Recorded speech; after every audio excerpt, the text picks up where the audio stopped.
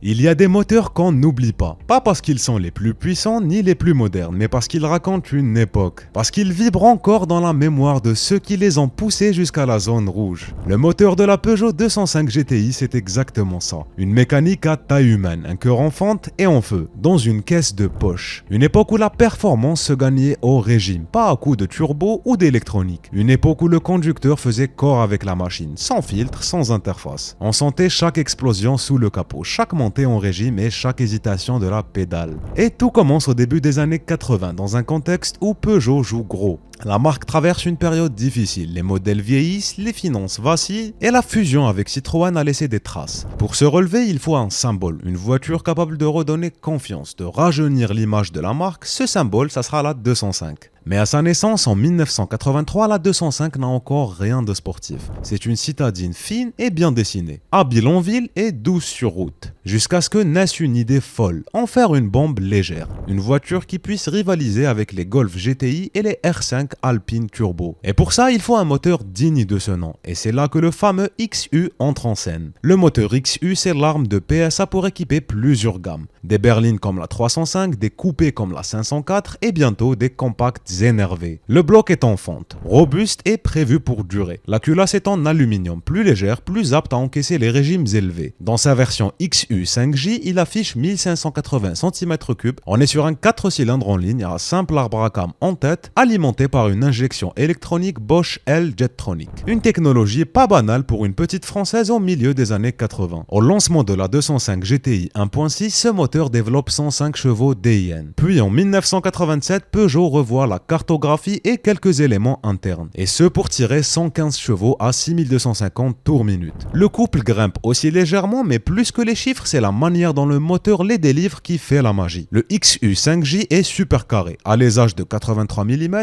course courte de 73 mm. Ce ratio typique des moteurs au régime lui donne un caractère vif, joueur et presque impatient. Il adore grimper dans les tours, il semble vous inviter à le cravacher, à aller chercher chaque cheval dans les derniers millimètres de la pédale d'accélérateur. Et il chante. À bas régime, il émet un grognement sourd, presque animal, mais passé les 3500 tours, le temps change. Le timbre devient plus métallique, plus rageur, c'est une montée linéaire mais vivante. Et jamais aseptisée, le moteur semble vous pousser à toujours aller de l'avant. Mais ce qui rend cette mécanique spéciale, ce n'est pas qu'elle soit parfaite, c'est qu'elle est vivante. On sent le ralenti parfois irrégulier, les vibrations dans le levier de vitesse, le souffle de l'injection lorsqu'on coupe les gaz. Chaque élément vous rappelle que vous êtes aux commandes d'un objet mécanique, pas d'un calculateur sur roue. Et puis dans une caisse de 900 kg, tout prend une autre dimension. Le rapport poids-puissance frôle les meilleurs compacts sportifs de l'époque. La réactivité est immédiate, la sensation de légèreté est grisante. On n'attend pas que ça pousse, ça répond tout de suite. C'est comme appuyer sur un bouton d'adrénaline. Mais Peugeot ne va pas s'arrêter là. À peine quelques années plus tard, une version encore plus affûtée fait son apparition. Plus de cylindrée, plus de couple et plus de muscles. Voici la 205 GTI 1.9. La 1.9 GTI débarque en 1986. Sur le papier, la formule reste la même. Toujours un bloc XU, toujours du son turbo, toujours du caractère, mais sous le capot, tout change de dimension. Le moteur passe à 1905 cm3, on l'appelle XU 9JA. Plus de cylindrée, plus de couple et plus de coffre. À l'intérieur du bloc, les composants sont renforcés, la culasse respire mieux et la gestion d'injection Bosch est affinée. Résultat, 103 chevaux DIN à 6000 tours minute et un couple qui grimpe à 15,8 m/kg à 4750 tours. C'est une nette amélioration par rapport à la 1.6. Surtout à mi-régime, on sent que la voiture pousse plus tôt, plus fort, sans qu'il soit nécessaire de taper dans le haut du compteur pour obtenir des relances franches. Dès qu'on tourne la clé, la sonorité est plus sourde, plus mature et à l'accélération, le souffle du moteur semble plus profond et plus plein. Il n'y a pas de brutalité mais une forme d'autorité tranquille, comme si la voiture vous disait « je peux tout faire, tu veux attaquer, je suis prête ». Mais cette montée en puissance ne vient pas seule. Pour encaisser les 130 chevaux, Peugeot revoit l'ensemble du châssis. Les jantes passent de 14 à 15 pouces, les disques de frein gagnent en diamètre et les suspensions sont raffermies. Mais le train arrière reste plus stable et sur route, la différence est nette. La 1.6 est vive, presque nerveuse, avec un train arrière qui peut surprendre en appui si on lève le pied. La 1.9 1.9, elle, est plus posée, plus stable, elle freine mieux, tient mieux la corde, mais elle perd aussi un peu de cette insouciance, ce côté adolescent rebelle que la 1.6 affichait avec fierté. Conduire une 1.6, c'est jouer du levier et de l'aiguille, aller chercher la limite à chaque virage, sentir la voiture vibrer sous vous comme une bête impatiente. La 1.9, c'est plus une conversation posée avec un compagnon sûr, plus rapide, plus sereine, mais moins joueuse. Ce n'est pas un défaut, c'est une question de tempérament. Sur une petite route de montagne, la 1.6 danse, la 1.9 trace. L'une virevolte et l'autre découpe.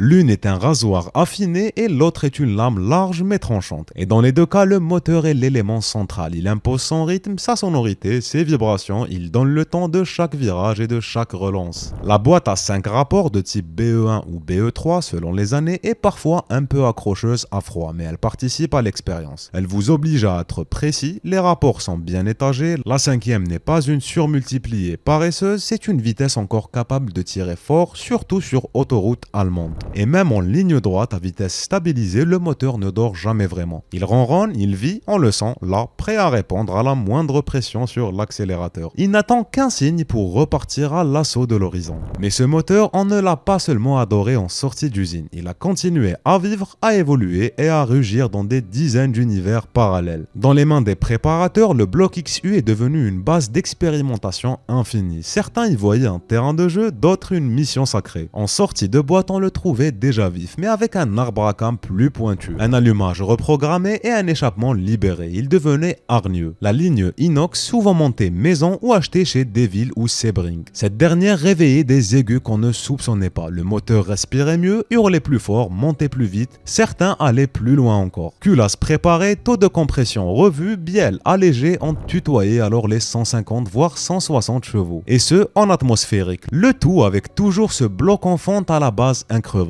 Et puis il y a eu les swaps. Les plus célèbres, le fameux XU9J4, le 1.9 16 soupapes de la 405 MI16, 160 chevaux d'origine, une zone rouge qui flirte avec les 7000 tours minute. Et une volonté de faire. Calé dans une caisse de 205, ça donnait une mini GTI au tempérament de voiture de rallye. Beaucoup l'ont fait malgré les complications administratives. Une hérésie pour les puristes, peut-être, mais une drogue pour les pilotes du dimanche. Sur les routes de campagne, le soir tombait et la 205 GTI était reine. On la reconnaissait au son. Ce n'était pas juste du bruit, c'était un code, un langage. On savait qu'un moteur XU approchait à l'oreille, bien avant de le voir passer. Et quand il déboulait dans un hurlement tendu, on savait aussi qu'il ne faisait que traverser l'instant. Il allait vite et il allait ailleurs. C'était aussi l'époque des rivalités. Les 5 GT turbo avec leur souffle de turbo brutal, les Golf GTI plus sérieuses et plus teutonnes, les Uno turbo, petite bombe italienne nerveuse, mais la 205 avait quelque chose de plus léger, de plus instinctif. Son moteur n'était pas le plus puissant, mais il semblait intégré à la caisse, fendu dedans. On avait l'impression que le moteur parlait au train avant sans passer par le châssis. Les parkings de supermarchés devenaient des salons automobiles officieux. On comparait les sonorités, les collecteurs et les admissions. Certains roulaient avec des capots ouverts pour refroidir ou juste montrer. Le filtre à air, conique, en façade, monté à l'arrache, respirait l'asphalte. Les rampes de Weber faisaient un bruit d'aspirateur fou. C'était souvent bricolé, parfois mal pensé, mais toujours fait avec amour. Et dans les paddocks des rallyes régionaux, les XU pullulaient. On entendait ces moteurs gueuler entre deux arbres. Dans des spéciales humides, dans des épingles arrachées au frein à main, des pilotes amateurs mais des autos spécialement affûtés. Boîte courte, autobloquant, pneus semi-slicks, le moteur lui prenait 7000 tours sans brancher. Après avoir roulé tout l'hiver dans un garage et sans chauffage. Il y avait aussi les bricolos du dimanche, ceux qui montaient une boîte de diesel persuadés de gagner en reprise. En vérité, ils changeaient surtout le couple conique avec des résultats surprenants. Mais ça faisait partie du folklore. Une 205 GTI, ce n'était pas une voiture figée. C'était une page blanche avec un moteur en tête d'affiche. Et toujours ce XU, tantôt grognon, tantôt mélodique, tantôt rageur, tantôt fatigué, mais jamais absent. Il était là dans chaque relance, dans chaque levée de pied qui faisait pétarader la ligne, et dans chaque rétrogradage au double débrayage, talon pointe en chaussettes de sport pour le style. Comme toutes les histoires qui comptent, celle du moteur XU dans la 205 205 GTI ne s'arrête pas brutalement, elle s'éteint doucement à mesure que les années 90 avancent, que les normes se durcissent, que l'industrie se modernise. En 1992, le moteur reçoit un catalyseur. Il faut se plier aux nouvelles réglementations. La puissance chute à 122 chevaux DIN. Ce n'est pas dramatique, mais c'est symbolique. Le moteur reste bon, toujours alerte, mais il a perdu un peu de sa voix, de sa rugosité, comme si on lui avait mis un costume trop bien repassé. À l'intérieur, l'injection Bosch passe en Motronic.